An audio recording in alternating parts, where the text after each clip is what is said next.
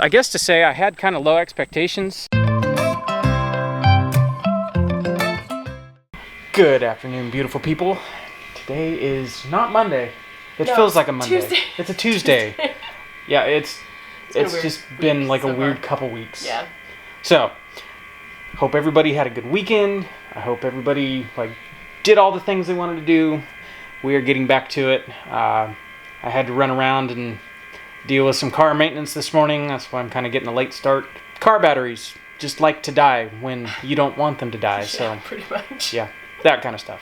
Anyways, all right. So today I'm just doing maintenance. I've got to pull some weeds. I've got to build a trellis, and I've got to sharpen blades on my new toy, which I'll show you guys. And fix tomatoes. And fix the tomatoes, yeah, because I was right. I had a feeling that jute twine that was holding them up wasn't going to last, and I walked out this morning and saw, it's like, are we missing some tomatoes? I walked over there and they were laying on the ground, so I got to go hang them back up.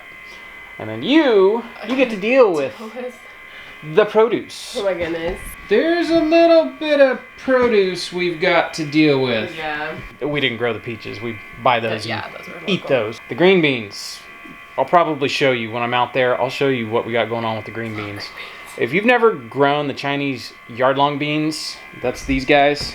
These are kind of cool. I mean, I wouldn't say they're a yard. We've got a couple that have been pretty close to a yard. Like a foot and a half bean.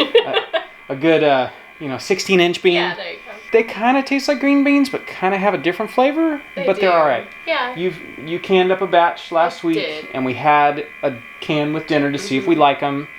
We do. They taste, they're very similar. Very they're similar. A little bit softer. They kind of fell apart a little bit easier. Yeah. Like you overcooked the green beans and they turned to mush or something. They're kind of like that, but they'll do. They're good in stuff like stir fry. You can stir fry them, and they have a nice flavor and texture. Yes. So, yeah, they hold up great for that. So, all that to say, it's time to get to work. Yep.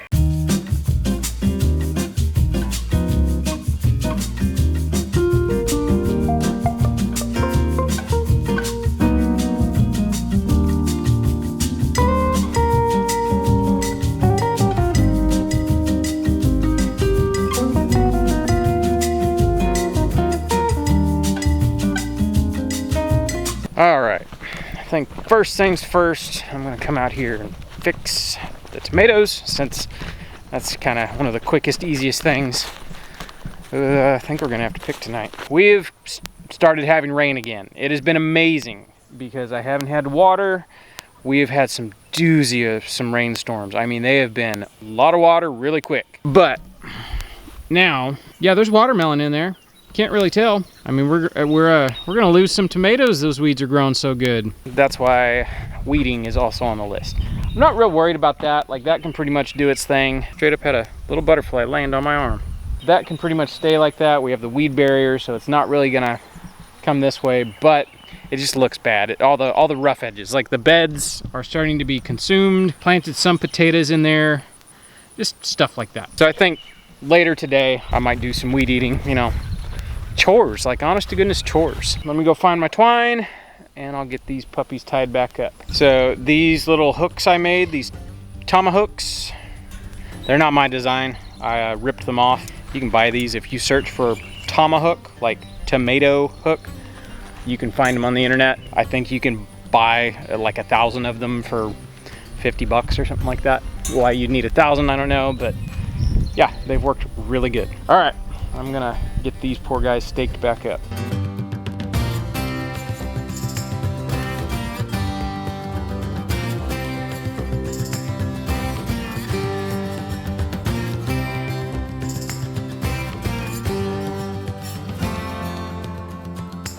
Hung back up. That was a shame.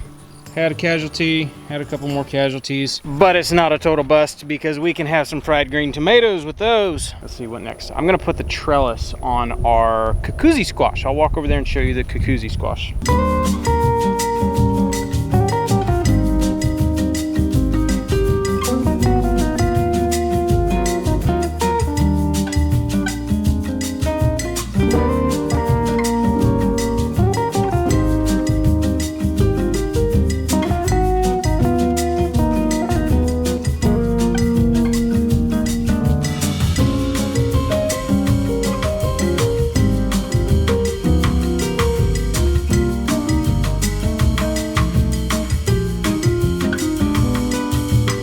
in lieu of going and buying more cattle panels, because that's like a 20-foot bed over there that I need a trellis for. I've got a 12-foot trellis. This is a cattle panel that I had cut down. So I can put that on there. And then I've got our little homemade animal transport cage.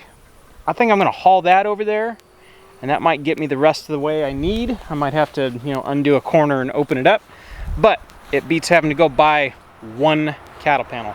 Hard thing about carrying cattle panels is not to let them start wobbling real bad, because then they end up bouncing and they go bounce, bounce, bent, and you got to try to straighten them.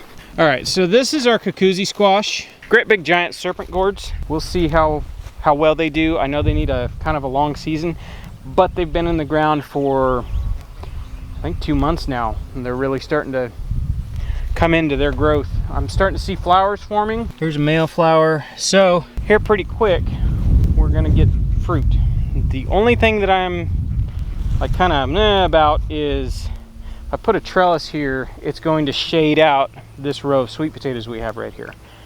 I don't know if this gourd and these sweet potatoes will get along anyways. We're just gonna do what we can. This is a animal fodder bed, so it's not that big of a deal. All right, I'm gonna quit yakking. I'm gonna get this trellis up. That way I can finish doing what I need to do outside, because it's starting to get hot.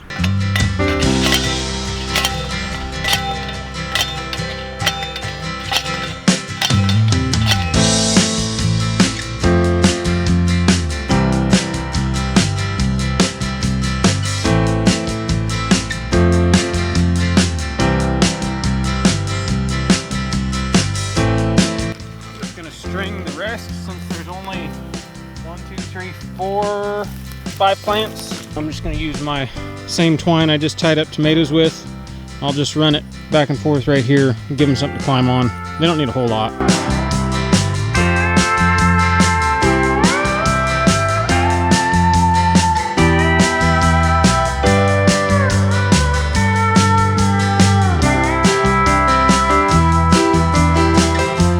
So I'm gonna get these tied up. One of the things I like to use to tie up stuff to trellises, it's just some 14 gauge wire, just copper wire. I know copper's kind of expensive right now, but when we were redoing the mobile home, there was a lot of old, nasty, burned up wire. I don't know how that mobile home didn't burn down. You know, from like using space heaters on plugs that you shouldn't use a space heater on. So a lot of this stuff, it was small sections, pulled it out. It's not long enough to use again, or it's too burned to use again. Well, I didn't throw it away, I just saved it. So I found this makes a great, nice, easy wire tie. It doesn't fall apart, it doesn't rust. If you already got the wire, just your scraps of wire, that stuff is a lifesaver. So I'm gonna start getting vines tied up, put the headphones in and roll.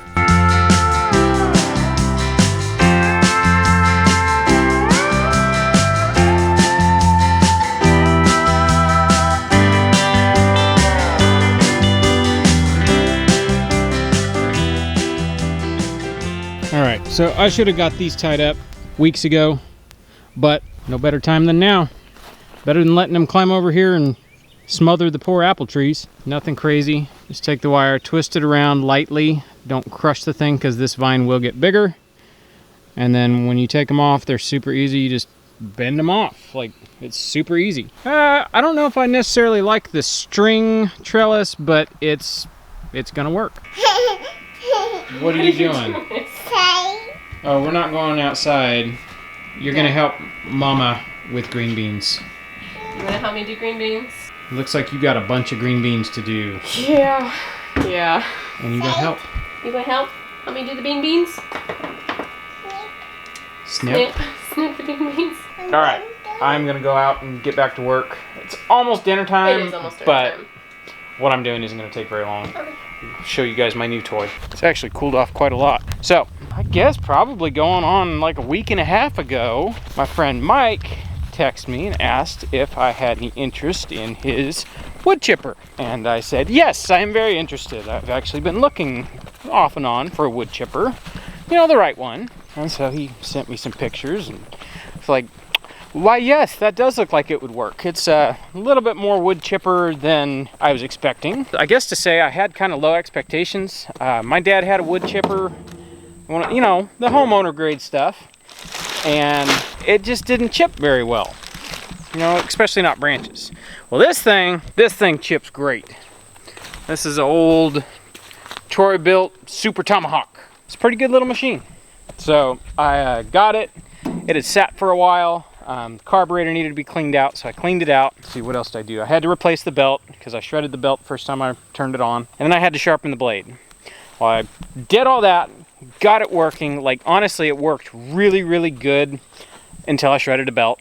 And then it worked really, really good until don't stick root balls in, because your nice sharpened blade becomes not sharpened when it encounters dirt. So that's what I've got to do this evening, is I'm gonna get in there and sharpen the blade. It's pretty easy to get to, it's not too bad. But I mean, look at this. Like, that's like legitimate wood chips. I bet you that's hot too. Oh yeah, that is hot down there. Woo! It does its job. I suppose while I'm down here, I can show you my epic failure. All right, so you guys remember I was using the tractor to try to make a compost pile. This was kudzu and some paper mulberry. Yeah, this was an epic fail. I just couldn't get it wet enough and keep it wet enough to really like break down and compost. So about the time I had made that, I got this wood chipper, and it was like, you know what? I wonder if it would tear up the kudzu. It'll tear up the kudzu. I was worried about the kudzu tangling everything up and having to crawl inside the wood chipper and pull out tangled up mess. It'll shred everything. Basically what I'm gonna do is I'm going to forget about this compost pile for now. I'll probably pick up all that stuff and get it chipped. If anybody knows Billy over at Permapastures Farm, he did a system called the chicken tractor on steroids, where it's basically a way to make a lot of compost really fast using your chickens. It's real similar to the way I've always made compost with chickens. You basically build a compost pile in your chicken coop, you feed them on it, you encourage them to do stuff on it, they turn it, and they will really rake through it and get it turning into compost quick. So I'm actually going to do that because I've got a coop full of chickens that are bored and they have destroyed their habitat around it, and I need the net somewhere else. So you guys will get to see that probably this next week if I get to it. It's the time of year where stay flexible, because you never know what's going to change.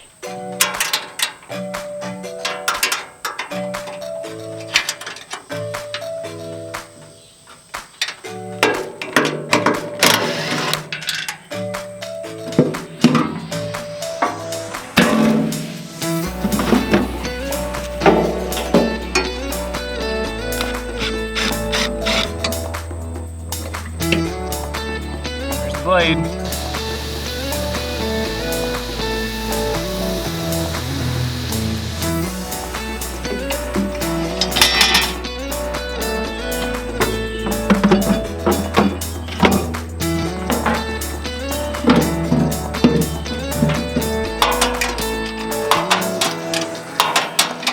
All right, I can't show you the wood chipper and sharpening the blade and not show you how well this thing works, especially with a sharp blade. That's the best time to show off a piece of equipment that turns whole trees into wood chips. All right, so let me go grab my little chainsaw. Those are Bradford pears up there, those trees over there. They need to come out anyways. I'll go lop off a couple branches and I'll turn them into something beneficial rather than a tire popping nightmare. The reason these trees are so terrible, look at this. So anytime one of these twigs dies back, like these little sprouts you have, when they're done dying back, they turn into that. And these things are so thick and so strong, they will punch straight through a tire, no problem. Ask me how I know. Bane of every farmer's existence. And just like I was afraid, before I even get started, it's dinner time. So it actually works out. Before I get really sweaty and really dirty, go in here and eat real quick, and then I'll go back out and chip that tree up. It smells amazing in here. It actually does smell amazing in here today. Show the beautiful people what we got going on tonight. All right. Got some squash. Sauteed, what is that? Garlic? No, that's cheese. Oh, cheese. I sauteed it in bacon grease. Ooh. And then I topped it with some cheese. And then we have some leftover green beans from the other night. And then braised short ribs. Braised short ribs. Let's see. Do it. That's the fat. That's the fat. Go ahead. There's a bone. They're ruined. I did. I ruined them. You ruined them. Totally ruined. Sorry. That's all right. I'll take care of that. Okay. You guys can have the vegetables. Yeah, I'm fine with that. I like veggies.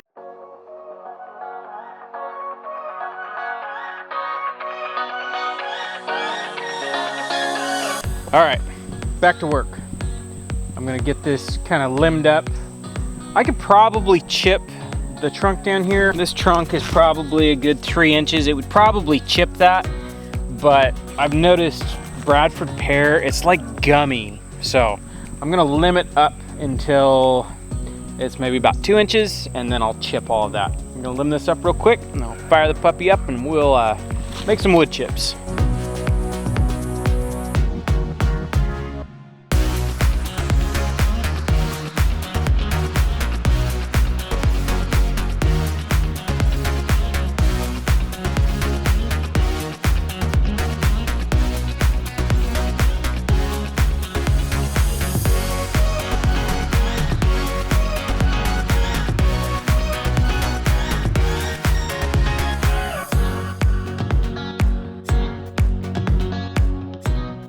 Those Bradford pears, the branches are so stiff, you can't get them to fold up. If I were to go grab like a pine tree or a tulip poplar, when I first tested this out, I took a whole pine tree and shoved it in there and it just spit out chips. So I'm pretty happy. It works, does a great job, and now I have a source for wood chips. So I'm gonna leave this for now, and I'm gonna go up there and pick some green beans. On my way out to green beans, I wanted to show you this trellis that I put in earlier today. It's been like 5 hours or something since I did this. Look at this crazy gourd. It has already started righting itself. If you are so inclined, go back in the video and look at how it looked when I finished tying everything to the trellis. I have literally, every time I looked out the window, I have seen these vines. They're changing, like all day long, they're changing their orientation, and now they've righted themselves. I bet you by tomorrow, it looks like they've been on this trellis the whole time. I thought that was kind of cool. The potatoes are sprouting. I don't see a whole lot, but they're coming. All right, let's pick some green beans. All right, let's do it. Start from the outside in. There is not very much here. Was that English? Maybe we just picked really good the other day. Yes, we did.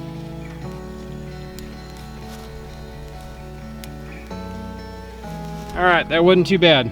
We picked Sunday night, so 2 nights ago. And I mean, you saw that cardboard box, it was full. This isn't too bad. And then the black-eyed peas, those are actually doing terrible. We had really poor germination rate and they took forever to get going. Now, you know, what's up is doing good, but it took forever to get going. And then these are giant butter beans. Yeah, lima beans. Turned our back on it. We did. I see a yellow squash right in there. Was there a small one? A small one, yeah. Okay. Oh, guys. So there's some of these stalks of corn. I mean, look at these. I mean, that's like 15 feet tall. Like, I've never been around corn that big, and some of these stalks have 4 ears on them. Like, I didn't know corn could get 4 ears. That's crazy. So, even though we kind of had hit and miss on the actual corn growing, Making up for it. it's making up for it. Yeah. All right, this battery's almost dead. All right. All right, I think we're gonna wrap it up right here. Thanks for watching, guys, and we will catch you on the next one. Bye.